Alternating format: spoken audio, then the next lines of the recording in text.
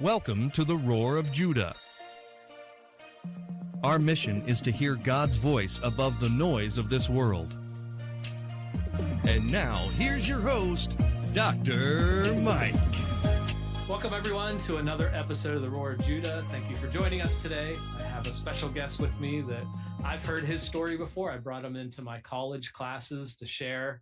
It's very inspirational. And, I know there's a popular opinion out there that people will say the shortest verse in the Bible is John 11:35, which says Jesus wept.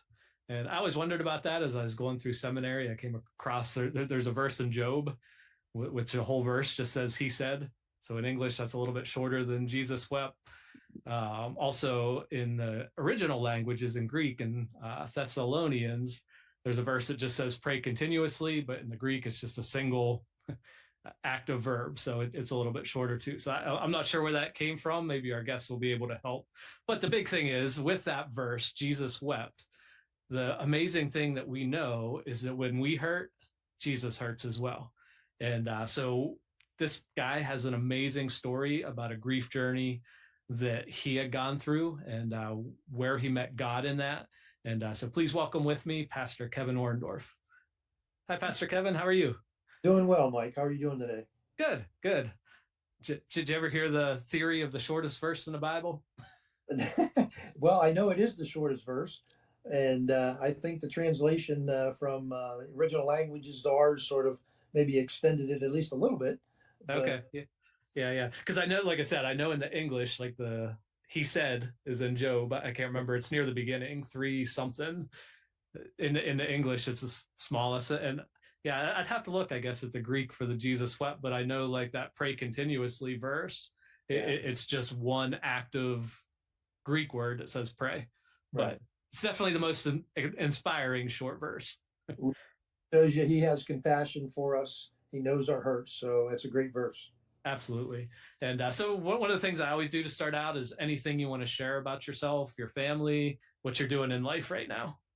Sure. I am a pastor, been a senior pastor for 32 years. I am also a full-time chaplain at the local hospital here in Du Bois. And through both of those ministries, I'm relatively busy, but also have my own frontline ministry. I really believe that as we grieve and as we hurt, God wants us to play that forward. He is the God of all comfort. And that's what he shares in his word. Once we've been comforted, then turn and comfort others. So doing that full time. Family, I have been remarried, and some of that will come back into the story of my grief, but also my journey out of grief. And I got 7 children, 17 grandkids, and life is struggle at times, but everyone's. But it's a joy. It's a joy to serve them. Yeah. And one of the things that, I enjoy about your story, not that I enjoy your story, but, one of the motivating and inspiring things, like on this channel, like I've shared like my journey with anxiety where I became completely bedridden. Like I couldn't work, I couldn't go to school. Like I literally couldn't function. And it gives so much hope to people out there that are dealing with anxiety. And they look at me and say, you know what, my anxiety is not as bad as his was. And look where I'm at today, and that I can be a teacher and I can go out and perform shows in front of thousands of people that I never would have thought possible 30 years ago. Right. And so one of the things with your story is it provides so much hope to so many people because we all go through grief, and right. No matter where you're at, like a lot of people are gonna relate to yours and say, wow, like I've never been in the pit that Pastor Kevin was in, and look where he's at today. And it can just inspire and give so much hope to so many people. So with that, I'm going to let you go right into your story, and if anything you feel comfortable sharing with our listeners about, where you've been and what God's brought you through. Sure. I appreciate the opportunity. And I always tell everybody that I don't know where you're at, and I don't know how you're feeling, but I do know the road you're on. And I know where that road can lead you to. Everybody handles it a little differently. And for me, my journey began on my second daughter's graduation. We were all getting ready for the graduation. and my wife at the time collapsed and basically thought maybe a possible stroke. And so my mom and dad were in town, and they were there for the graduation, and they got all the kids off to the school. And while my children were at the graduation, we were at the hospital, and the doctor said, your wife had a stroke, had something going on. We need to send her to Pittsburgh. So we went to Pittsburgh, and life flighted down there. And that in of itself was an experience, gathering all the family, the kids together, and everybody going down. And but at that point in time, Pittsburgh doesn't shut down. Everybody knows that they're 24/7. And so I had a team of doctors come and talk to me. And I said, I have 5 children in the room next to us. And I said, I don't want any punches held back. I want to know exactly what's going on. So they sat me down. They said, well, sir, your wife has 2 weeks to live. From absolutely having nothing wrong to 2 weeks to live. And it turned out she had massive brain tumors in the lower part of her spine, or upper part of her spine, lower part of her brain, that was completely inoperable. And so that was probably the first hard blow of my journey. I had to walk into that room and tell my 5 children that it varied in ages. At that point, I believe 19 to 9, that their mother was going to die unless God did something amazing. And I can, just by speaking those words, put myself in that room in an instant. Heartaches and grief, you never walk away from them. You never completely get over them. You just learn to live with them. And so from that point, we did the radiation for a period of time. And that was an experience that really was needed, but it was a necessary evil, the chemo, the radiation. And 2 years or 11 months, they gave us 2 weeks, and my wife lived 11 months. And she passed on Mother's Day weekend of 2005. And so it was a very difficult, at that point in time, I was still a pastor. I was a pastor here at the church, Temple Baptist Church, for 10 years. Then this took place. And I must say that the church family did extremely well, helping and taking care of all they could in that process. But from there, I became a single guy, single dad. And Mr. Mom is only for Hollywood, because it's not a fun ride, not at all. But so I poured, what I did is I poured everything into my kids. My oldest daughter went back to college.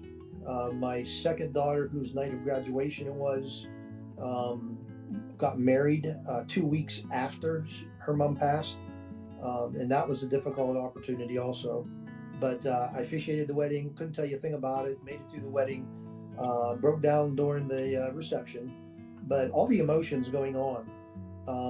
And what I allowed to happen to my detriment was I allowed all those tangled emotions to just tighten without really dealing with individually one at a time. So it became something that was a heavy for me. But again, as long as I focused on the kids, I was still pastoring the church, focused on the people of the church.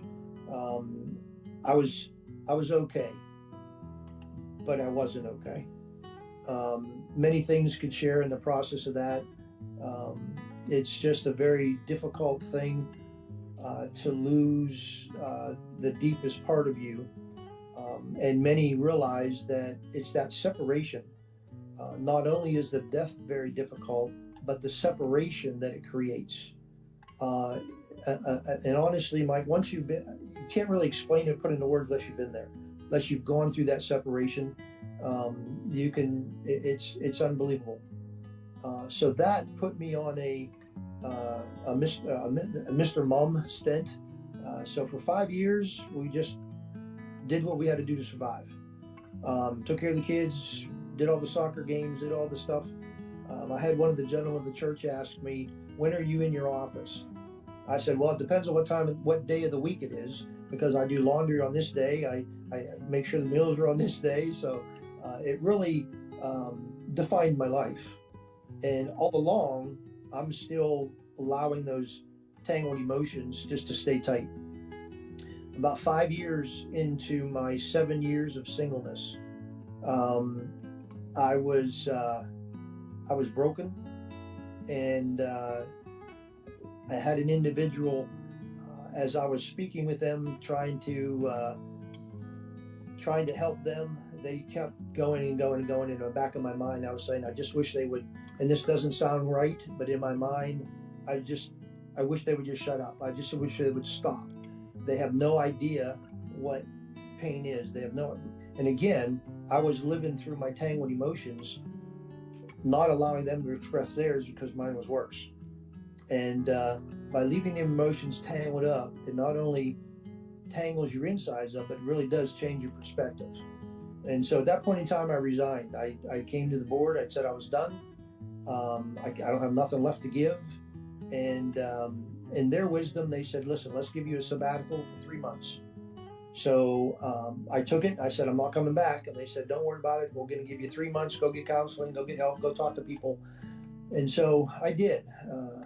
But in that process, I jumped on my Harley, and I have a vivid picture of still in my mind. And this is one of those images that will never leave me, no matter how I have overcome and got worked through. But when I left, in my rear view mirror of my motorcycle, I saw 2 of my children standing there just looking at me, watching me drive away. And I abandoned them. I was gone. Now, one of my children lived in Du Bois. They were married with their own place. They were going there to stay. So I didn't abandon them to nothing. But that vivid picture of just them looking at me like, now what? What do we do? That'll go with me for the rest of my life. And it was a very hard time for me, but a hard time to remember.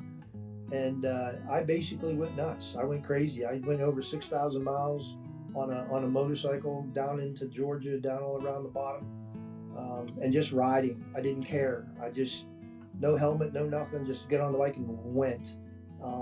And one of the things that affected me the most is the I don't care mindset.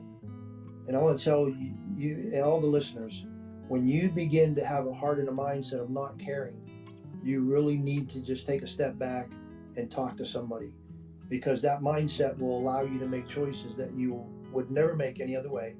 And you may regret some of them, as I have regretted some of mine. But in the process of that, went down, my oldest daughter went to college at Bob Jones University. So I went down there, and basically I was going to settle things. Went down there, and I went to Walmart, bought a tent. And Table Rock Mountain is a park. It used to belong part of the Indian Reservation, North Carolina, South Carolina border. And had my daughter drive me there. And I told her, I said, whatever happens, do not come back for 1 week. And at the time, in the national park, there's animals and all kind of stuff. So she gave me her 9mm, so I would have some type of protection, because I was going primitive. I was out in the middle of the woods, just sleeping in a tent. That's all I had. And I walked up to the top of that Table Rock Mountain, and it's goes out to an edge and a cliff. And at that point in time, I was done. I very easily slip off the edge. Everybody would think it was an accident. And I remember taking a selfie of me and threw the phone behind me. And I was there. I was right at the edge of that mountain. And it's not that I wanted to end my life as much as I just didn't want to live it the way it was. And that to me is a huge understanding after the fact, because I think there are many in that same situation. It's not that they want to stop life. They want to stop the life that's being lived out in their reality. And so at that point in time, and I'm not mystical, I don't believe in the spiritual things, but I do believe in the Spirit of God. And I literally felt a pressure against me. And in the not audible, but in my intellect of mine, the words kept repeating, this is not what I have for you. This is not what I have for you. And at that point in time, I really believe that was God speaking to my heart, speaking to my soul. And I walked back off that edge and gathered myself enough to get back down the mountain. Went back down to my tent, went back down to that area, and I simply, at that point, said, God, one of these are going to work, either my Bible or the gun. At the end of the week, one of these are going to work. And I'm not proud to be able to say that I went that far deep to the bottom of my barrel, but I'm not ashamed of where I've been and what God has brought me through. And that's the key for me. My daughter that dropped me off, my oldest daughter, Ashley, when she dropped me off, she has a story of what she saw in her rearview mirror, because she knew that I was really messed up, really bad, but she honored my wishes and didn't come back. She had no idea what she was going to come back to. And her testimony now, it's pretty crazy.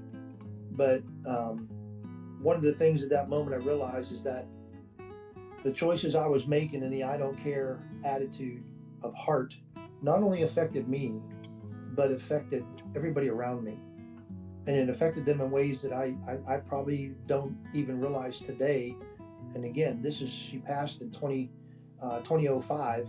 So, we're 21 years out from that event. And there's still things that I don't know, don't realize. But when she came and got me, obviously God's word won. I read a book, and I believe it's still available. I did not author it, but Jim Berg was the author of the book, Quieting a Noisy Soul. That book was recommended to me by the counseling I got prior to that week. And so I got it, and it was what God used to settle my heart and settle my mind. Track your thinking. What is truth? Not reality shown, but what is truth? A lot of times when our reality and our theology butt heads together, our theology has to win, because our reality stinks at times. Life's not easy. Life's hard. And I lost focus of that. And again, still a pastor the whole time. Your position doesn't matter. It's your relationship with Christ that matters. And even though I was a pastor, I was preaching to the people, helping the people out, I was hiding inside of who and the hurts that I really had. So that being said, at that week, I settled it with God. And I just told him, God, if you want me to be a modern day Paul, because obviously for Paul to have the position in the scriptures that he had in the Sanhedrins, he had to be married. So Paul wrote in Corinthians 7 to the virgins and to the widows, such am I. I mean, it's very clear Paul was married and was widowed. If you want me to be a modern day Paul, I will. But if not, prepare me for something. And it was kind of ironic. I mean, obviously when I got back, what truly brought me back was I was committed to do a grief share for kids. We started that summer 1-week program, and I was committed to it. I helped run it, and I was the teacher of it. And that was in July. I had June, July, and August off. In June, I came back for that. One of the deacons knew that I was back, and he said, hey, I know you're still on your sabbatical. I know you're not doing anything, but I just want you to know that so-and-so's mother passed away. So I'm like, all right, I'll call him, just see how he's doing. So I called him and said, hey, I just want to let you know I'm sorry for your loss. And I said, is there anything I can do for you? He says, well, we don't have a pastor. We don't have nobody to do the service. And again, in the back of my mind, I was like, are you kidding right now? Are you serious? I'm on sabbatical. I'm trying to figure out life. But I agreed to it. During that funeral, the same pressure I felt on the edge of that mountain, and the same line of words through my mind, it simply said, this is what I have for you. This is why I've called you. And from that moment on, I just said, okay, God, I'm surrendering. I'm giving in. Take away my hurts, take away my pains. And God restored me. He restored my soul, restored my heart. Still hurt, still hard. I hid behind a suit jacket for many years, Church people didn't know how bad I was, but God did. And he used that officiating that funeral to refocus me about my calling in life and where I was to be. And by God's grace, I'm still here, and I'm still preaching at the same church. And my journey back, what happened, what I realized what happened to me was at that given time, what grief does is it disorients you. Psalms 88 is a very interesting Psalms. Through the Psalms, it shares all the hurts and all the pains and all the struggles and all the things going on. And the last verse in that Psalm says, and darkness is my friend. Darkness is where I'm at. And it never gives any kind of then God showed up. And that's very rare for one of the Psalms in the lamenting Psalms. So we get disoriented. Grief has a way of disorienting us on our minds and our thinking what the truth is, our thinking solid on God. And we need to be reorganized. We need to be brought back into that. And that's what God did for me. My step back, my process back was God reaffirming who he was, reaffirming my calling in him. And his promises run true. He continues to pick me up and lift me up. So that's pretty much my story. Like I said, and shortly thereafter, about 2 years after that, I was counseling a young lady who had lost her husband. And when we have a joke about it, because she's from Texas, or was living in Texas, literally from Pittsburgh originally, but from Texas. Her husband was going to Dallas Theological Seminary, and he passed away of cancer. So mutual friends said, hey, why don't you talk to him? He's been through it, he's been there, maybe he can help you out a little bit. And so we were counseling back and forth, and this is one of the things of God's moments. And in my counseling, I prayed to God, if you want me to be a modern day Paul, okay. But if not, the person I marry will have to be a former pastor's wife, be okay with putting both spouse pictures on the wall for the kids to help with the transition. And those two things are the only thing God and I knew. There was no other soul on this earth that knew that. One of our counseling sessions, I went and asked her, I said, so what's next? What do you think? Where are you going to go? Where are you going to live? And she says, well, I don't know. She said, I don't want to get married. And I said, well, I understand that, because I told God I wasn't never going to get married either. And, that's just the way it is. And so I said, but if where are you headed? She said, well, if I did get married, I would want to marry somebody who was a pastor, and I would probably want to marry somebody who would be okay with putting the two pictures of the spouses on the wall. And I was dumbfounded. I'm like, I'm going to marry this girl, and she don't even know it, because it was my prayer to God that if you were going to open up that door, this is what I'm asking for. Word for word, she repeated back to me without even knowing. So, yeah, to say the least, shortly thereafter, we got engaged, got married. So we're married now, been married 14 years to Kim, my wife, and we're both serving the Lord together and both helping each other as we work through our moments, our days, the best we can. Yeah. And it's an amazing story that you just shared, and I'm sure is going to give some hope and comfort to a lot of people out there. And one of the things that you're known for in this town is your grief share program that you have at the church. How did you come across that? Well, ironically enough, my former wife, my first wife, she came across it and said we ought to look into it because there were several ladies in the church that lost their husbands. So we looked into it and we had the program started, not knowing that it would be something that I would need, later on in life, later on down the road. And so Grief Share is a nationwide program. They're based out of, I believe, out of North Carolina. It is a faith-based grief program that is run by video. They interview psychiatrists, doctors. They interview many people who have gone through grief, and then they share the hope that comes with all of that. And so it's a 13-week study that you sit down, you watch a video, then you break up into groups, And the comments I hear quite often are, I'm so glad to come to a group of people who understand, Mhm. who've been there, who knows, and and again, it becomes a family. One of the ladies in the church, Carolyn, she then meets once a month with the women who have lost to grief. And listen, grief doesn't mean just losing a spouse.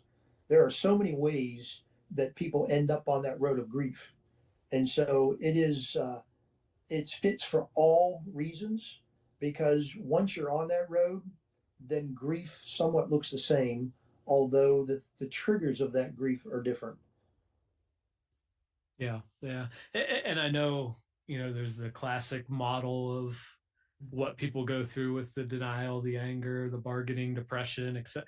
And it's never that clear cut Right. that people jump all over that thing. So how's that look like in one of your grief share group sessions? I mean, I'm sure people are at all different spots along the journey. Mm. Well, like how does that kind of like bring everybody together, knowing that nobody's in the same place and experiencing the same thing? Well, I think just this concept of it's grief share. They're come to share their grief. And so what they find out, one of the key things is they find out, even though they think they're the only ones, they're not. Even though they think they're not, is this normal? And that's one of the greatest things that the grief share presents, that yes, this is normal to be angry. This is normal to be questioning, and it's normal, um, because you're trying to develop the new norm, because whatever reason brought you to that grief, from that you have a new norm that you have to be able to live with and to be able to work through. Yeah, yeah. And I know it's a great program. I know when, my father passed away in 2017, my mom went through yours and found a lot of hope and encouragement through that. As a counselor, there's people all over the state that I counsel that if they're dealing with grief, I always recommend and go to their website and help them find a program. And I hear nothing but great things about it. Yeah. So I appreciate what you're doing in our town, and I know it's making a difference. Did you have like one quick story of without sharing somebody's name, just somebody who came in that some kind of transformation you saw in them because of the program? Yeah, I would probably venture to say there was many couples come through, some loss of children. There are individuals that come through because of either mom, dad, spouse, sister, brother. There was one in particular that really, it was like a complete light bulb came on, because they didn't realize that they were feeling guilty for beginning to laugh again, beginning to live life again. And the one session that they were at happened to be talking about, you know, God wants you to move on. And I shared this little story real quick, and I'll share it here. Is we have Noah's Ark. Most of that is very familiar from a childhood story. And if you think of the story, the only thing that Noah didn't do was shut the door. Now, God brought the animals to him. He put them on the ark. He built the ark. He made sure the food was on. Noah did everything except shut the door. And I use that in my life as, when we lose, that is God shutting the door, shutting the chapter in our life. No matter what we would do, no matter what we would want, I can't imagine Noah sitting on the ark hearing all the people scream outside the ark that he would not want to open that door. But he can't, because God closed it. And I think so true with us, when we stand at that door of wanting what's on the other side, then we can't have what's on the other side. No matter how hard God allows us to stay at that door, we can bang on that door, we can stay at that door, but eventually God wants us to turn around and go see the life that He has prepared for us. And so this individual was feeling a little guilty about going on and venturing into a new life. And after it was all said and done, it was like a light bulb, and she was just crying in joy and not so much crying in tears, because she now lost the guilt of living the life in the new norm that she had to figure out. So that's just one instance. I mean, there's many different cases that God has used, again, he uses the program, griefshare.org. Anybody can get to it. There's a ton of resources on it. And there's also a finder of grief share programs in your area. So Yeah. you can find some local grief share wherever you may be. And of course, if you're around in our area, I'd love to have you come. Ours actually begins April 16th, is the first night of the 13-week study. You're welcome to come see what it's all about, and love to help you out in any way we can. Yeah. And thanks, Pastor Kevin, for, sharing part of your journey. He's one of the rare guests that he doesn't have a book or anything to sell you today, but I did encourage him to write a book because it would be a fascinating read to get your whole story, down on pen and paper. But last question, if people were encouraged by you and would like to reach out to you, do you have an email you can provide that they could email you? Sure. It's pastor at TBC, for Temple Baptist Church, dubois.org. And Dubois is Dubois. Correct. Sometimes people try to put an E at the end. No E. So, but yeah, I really appreciate you coming and sharing your heart. And I know that's going to be an encouragement to so many people. So thanks, Pastor Kevin. I appreciate the opportunity, Mike. Anytime that I can brag on my God and what he does, I'm all for it. Thanks so much for watching this episode of the Roar of Judah Show with Dr. Mike. I hope you were inspired and encouraged to grow in your own faith. Please follow us online. We're on YouTube, Facebook, TikTok, Instagram, your favorite podcast platform, all under Roar of Judah Show. Also, we'd love to hear from our viewers. Leave a comment. If you want to email us, we're roarofjudahshow@gmail.com. You can also visit us online. The website is www.roarofjudahshow.com. On there, there's a link to our online store. I'm a licensed professional counselor. I specialize in anxiety treatment. You can find my Freedom from Anxiety video program that's already helped thousands of people. Also, I have a 90-day Freedom from Anxiety devotional book. We also have all kinds of merchandise to help you share your faith, and I hope you'll check that out.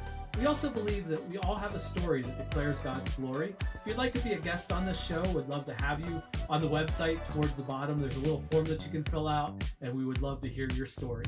So may the Lord bless you. May the Lord keep you. May his face shine upon you as you let your light shine, so others would see your good deeds and worship your Father in heaven. This is Dr. Mike signing off. Until next time.